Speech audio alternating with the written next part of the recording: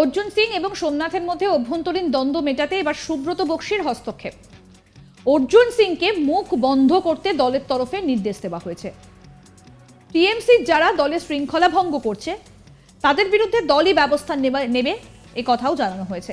আর এই বিষয়ে দলের সাংসদ অর্জুন সিং এর কোনো উত্তর দেবার প্রয়োজন নেই বলেও জানানো হয়েছে।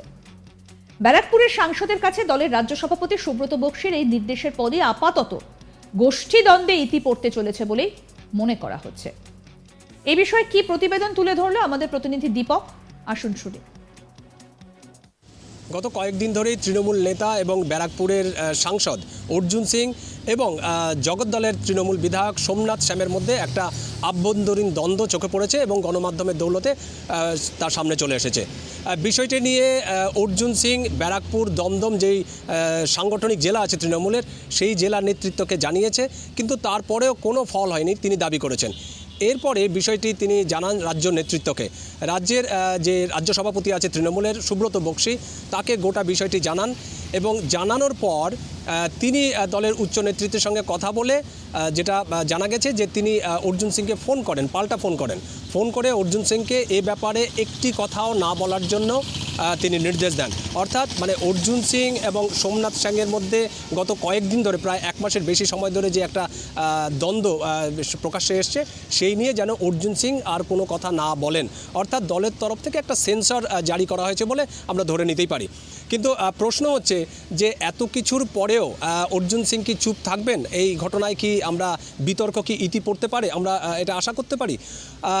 যদি তাই হয় তাহলে একটি প্রশ্ন উঠছে যে অর্জুন সিংকে যখন রাজ্য সভাপতি সুব্রত বক্সি তাকে ফোন করে জানালেন, নির্দেশ দিলেন যে এই ব্যাপারে যাতে একটিও কথা তিনি না বলেন, কিন্তু তারপরে আমরা দেখলাম যে আজকে সকালবেলায় মজদুর ভবনে অর্জুন সিংয়ের যে বাড়ি আছে বা অফিস আছে, সেই অফিসে বসে তিনি সংবাদ সম্মেলন করলেন এবং সেই সংবাদ সম্মেলন থেকে তিনি অর্জুন সিং সোমনাথ শ্যামের বিরুদ্ধে আবার সেই বেশ কিছু মন্তব্য করলেন।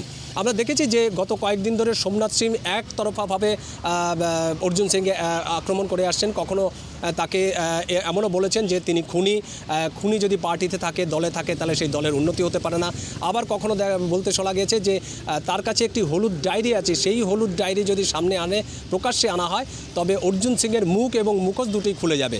পাল্টা অর্জুন সিংকেও আমরা তাকে নিশানা করতে দেখেছি, কারণ অর্জুন সিং কখনো সোমনাথ শ্যামকে কখনো হরিদাস পাল, কখনো ব্রয়লার মুরগি বলে কটাক্ষ করেছেন। কয়েকদিন আগেই সংবাদ সম্মেলন করে, নিজের বাড়িতে সংবাদ সম্মেলন করে তাকে শ্যামা পোকার সাথেও তুলনা করেছেন।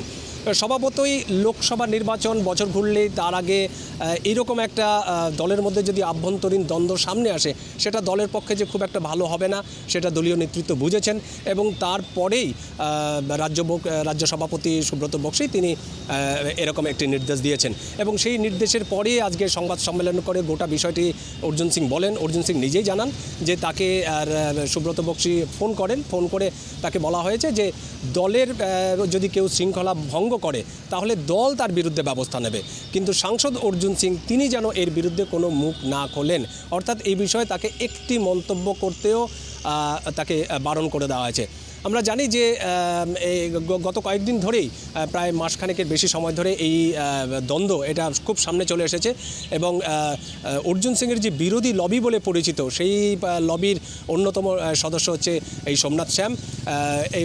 সেই কাদা ছোড়াছুড়ি এত সামনে চলে আসে যে যথেষ্ট অস্বস্তিতে পড়ে দল এবং দলের তরফ থেকে রাজ্যের যে মন্ত্রী, সেচ মন্ত্রী পার্থভূমিক, নৈহাটির বিধায়ক, তাকে প্রশ্ন করা হয়েছিল, যদিও তিনি এই বিষয়ে একটিও শব্দ উচ্চারণ করেননি বা মুখ খোলেননি।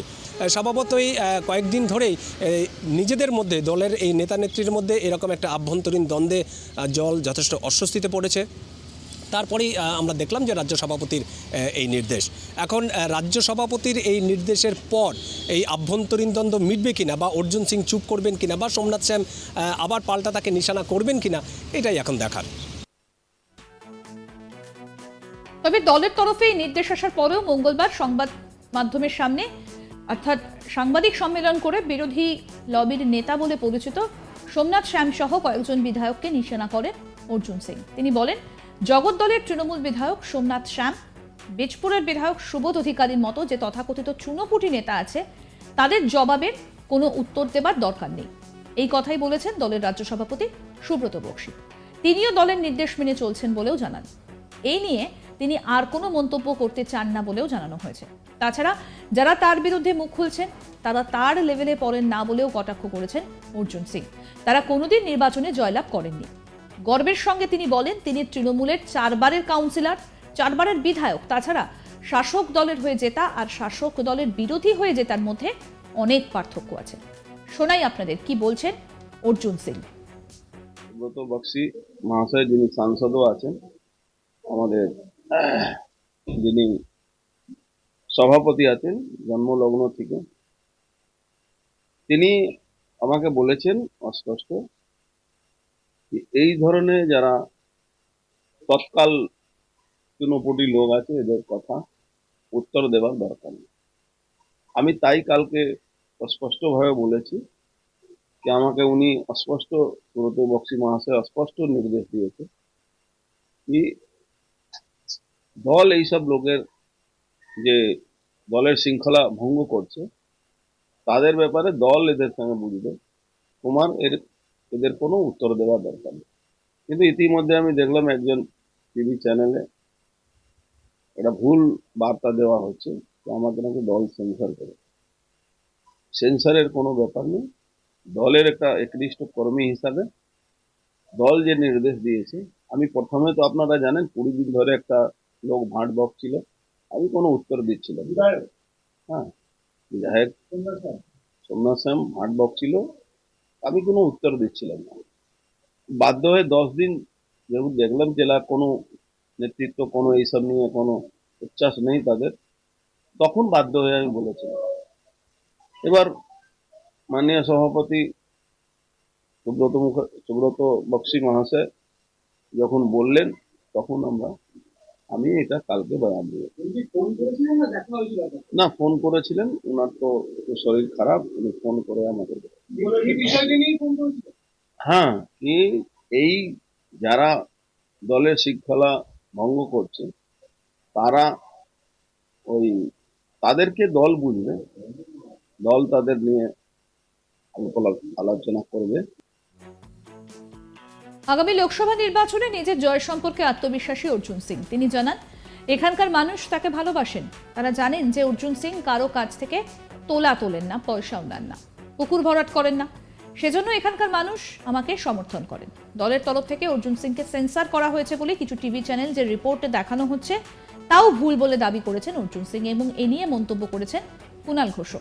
তিনি বলেন তৃণমূল একটা পরিবার, তাই পরিবারে ইগো প্রবলেম থাকলে সেটা দল বুঝে নেবে। শোনাই কি বললেন তৃণমূল মুখপাত্র কুণাল ঘোষ।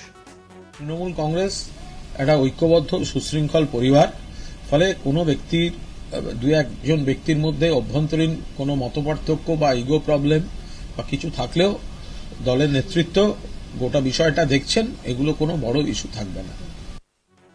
আরো আপডেট পেতে আজ তাক বাংলার ইউটিউব চ্যানেল সাবস্ক্রাইব করুন, নোটিফিকেশন পেতে বেল বাটন অপশন প্রেস করুন। এই ভিডিও সম্পর্কে আপনাদের মতামত জানান, কমেন্ট করুন, শেয়ার করুন, হোয়াটসঅ্যাপে ফলো করুন আজ তাক বাংলা।